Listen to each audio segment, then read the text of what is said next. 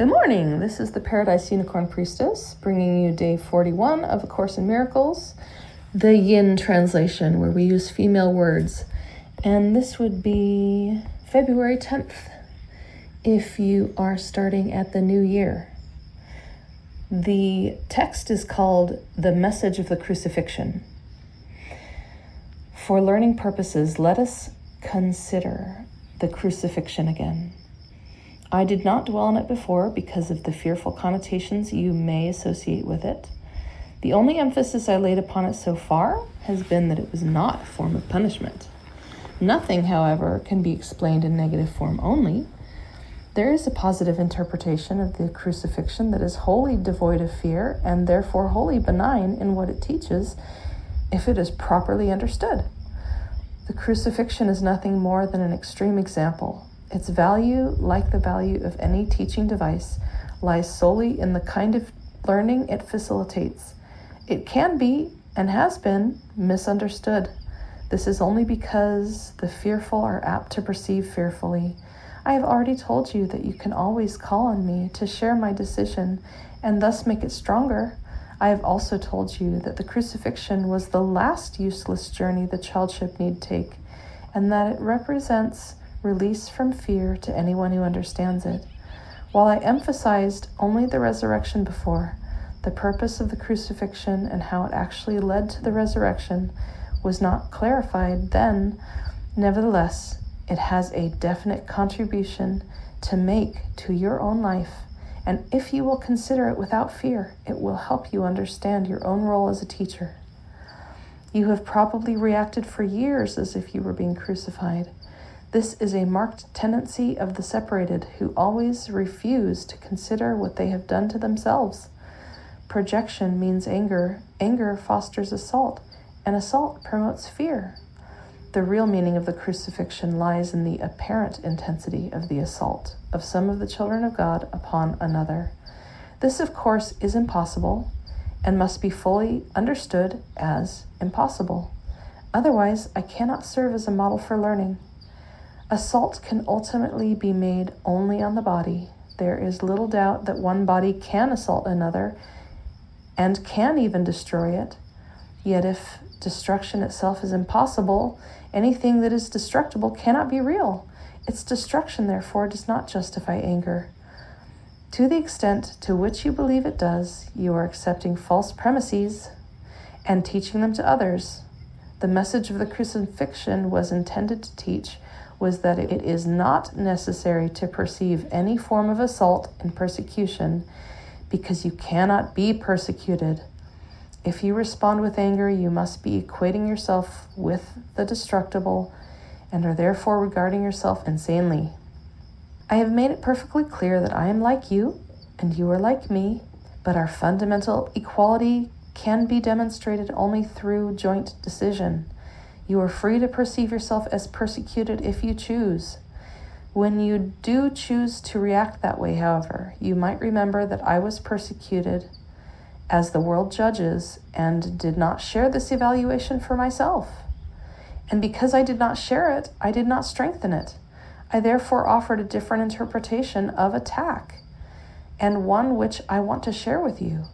If you will believe it, you will help me teach it. As I've said before, as you teach, so shall you learn. If you react as if you are persecuted, you are teaching persecution. This is not a lesson a child of God should want to teach if she is to realize her own salvation.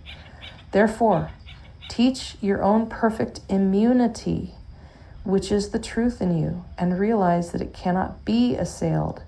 Do not try to protect it yourself, or you are believing that it is assailable. You are not asked to be crucified, which was part of my own teaching contribution. You were merely asked to follow my example in the face of much less extreme temptations to misperceive. and not to accept them as false justifications for anger. There can be no justification for the unjustifiable. Do not believe there is, and do not teach that there is. Remember always that what you believe, you will teach. Believe with me, and we will become equal as teachers. Your resurrection is your reawakening. I am the model for rebirth, but rebirth itself is merely the dawning on your mind of what is already in it. God placed it there herself, and so it is true forever. I believed in it, and therefore accepted it as true for me. Help me to teach it to our sisters in the name of the realm of God, but first, believe that it is true for you, or you will teach amiss. My sisters slept during the agony in the garden, but I could not be angry with them because I knew I could not be abandoned. I am sorry when my sisters do not share my decision to hear only one voice, because it weakens them as teachers and as learners. Yet I know they cannot really betray themselves or me, and that it is still on them that I must build my church. There is no choice in this, because only you can be the foundation of God's church. A church is where an altar is, and the presence of the altar is what makes the church holy. A church that does not inspire love has a hidden altar that is not serving the purpose for which God intended it. I must found her church on you, because those who accept me as a model are literally my disciples. Disciples are followers, and if the model they follow has chosen to save them pain in all respects, they are unwise not to follow her. I elected for your sakes and mine to demonstrate that the most outrageous assault as judged by the ego does not matter. As the world judges these things, but not as God knows them, I was betrayed, abandoned, beaten, torn, and finally killed. It was clear that this was only because of the projection of others onto me, since I had not harmed anyone and had healed many.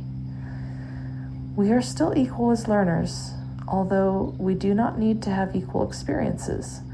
The Holy Spirit is glad when you can learn from mine and be reawakened by them. That is their only purpose, and that is the only way in which I can be perceived as the way, the truth, and the life. When you hear only one voice, you are never called on to sacrifice.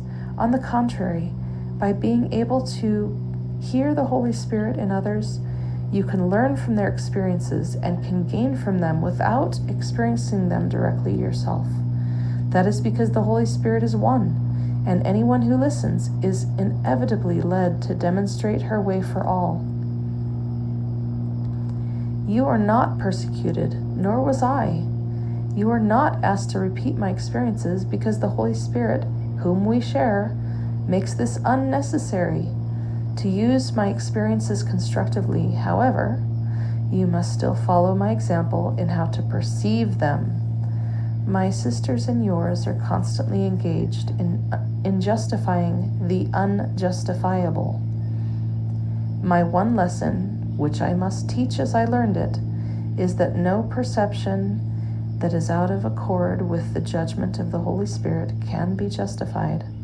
I undertook to show this was true in an extreme case, merely because it would serve as a good teaching aid to those whose temptation to give in to anger and assault would not be so extreme. I will with God that none of her children should suffer.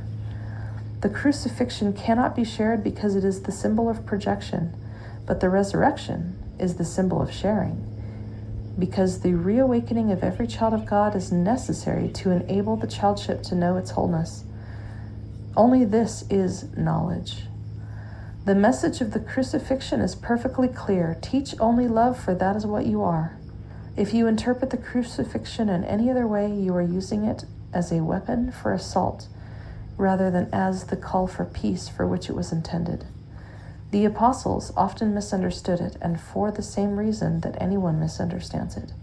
Their own imperfect love made them vulnerable to projection, and out of their own fear they spoke of the wrath of God as her retaliatory weapon.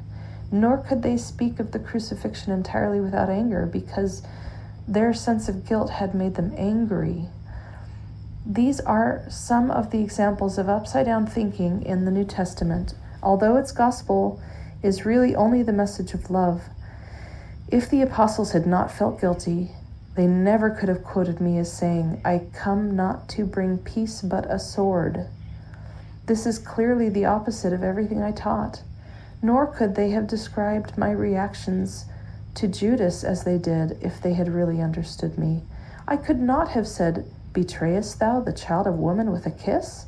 unless I believed in betrayal. The whole message of the crucifixion was simply that I did not. The punishment I was said to have called forth upon Judas was a similar mistake. Judas was my sister and a child of God, as much a part of the childship as myself. Was it likely that I would condemn her when I was ready to demonstrate that condemnation is impossible? As you read the teachings of the apostles, remember that I told them myself that there was much they would understand later, because they were not wholly ready to follow me at the time. I do not want you to allow any fear to enter into the thought system toward which I am guiding you. I do not call for martyrs, but for teachers. No one is punished for sins, and the children of God are not sinners. Any concept of punishment involves the projection of blame and reinforces the idea that blame is justified.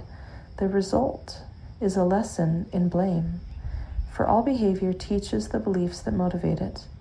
The crucifixion was the result of clearly opposed thought systems, the perfect symbol of the conflict between the ego and the child of God. This conflict seems just as real now, and its lessons must be learned now as well as then.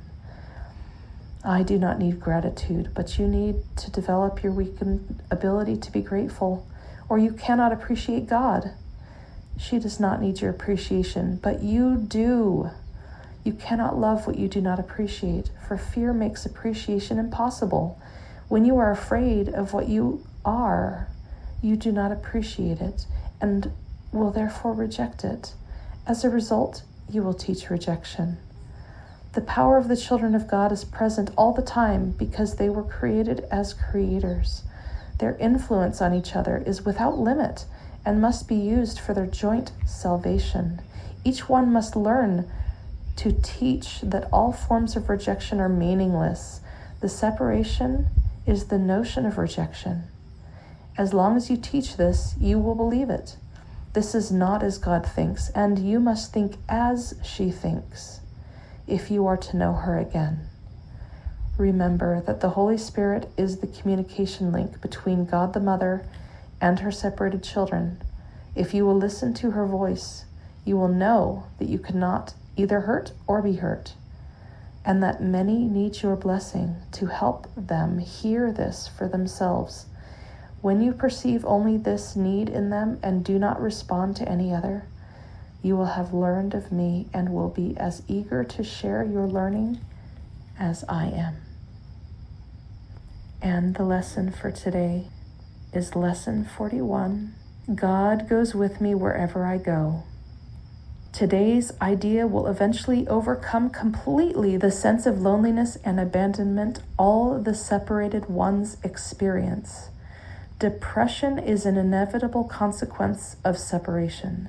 So are anxiety, worry, a deep sense of helplessness, misery, suffering, and intense fear of loss.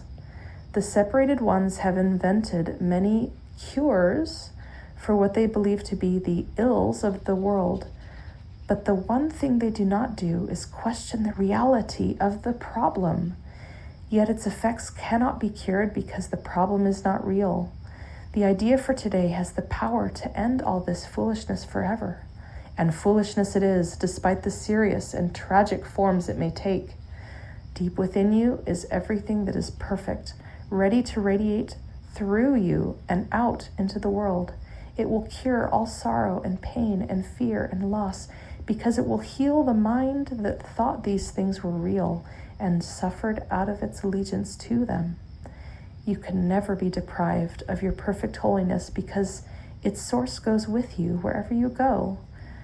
You can never suffer because the source of all joy goes with you wherever you go.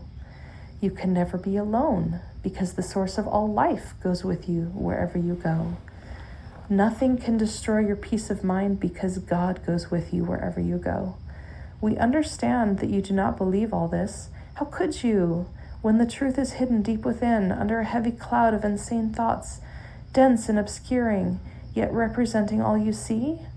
Today we will make our first real attempt to get past this dark and heavy cloud and to go through it to the light beyond. There will be only one long practice period for today. In the morning, as soon as you get up, if possible, sit quietly for some 3 to 5 minutes with your eyes closed. At the beginning of the practice period, repeat today's idea very slowly. Then make no effort to think of anything. Try instead to get a sense of turning inward, past all the idle thoughts of the world. Try to enter very deeply into your own mind, keeping it clear of any thoughts that might divert your attention. From time to time, you may repeat the idea if you find it helpful, but most of all, try to sink down and inward, away from the world and all the foolish thoughts of the world. You are trying to reach past all these things. You are trying to leave appearances and approach reality. It is quite possible to reach God. In fact, it is very easy because it is the most natural thing in the world. You might even say it is the only natural thing in the world.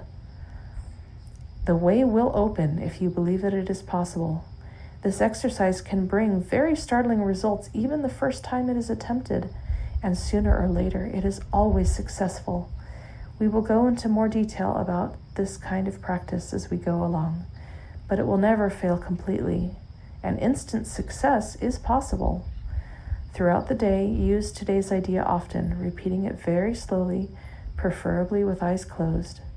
Think of what you are saying, what the words mean. Concentrate on the holiness that they imply about you, on the unfailing companionship that is yours, on the complete protection that surrounds you.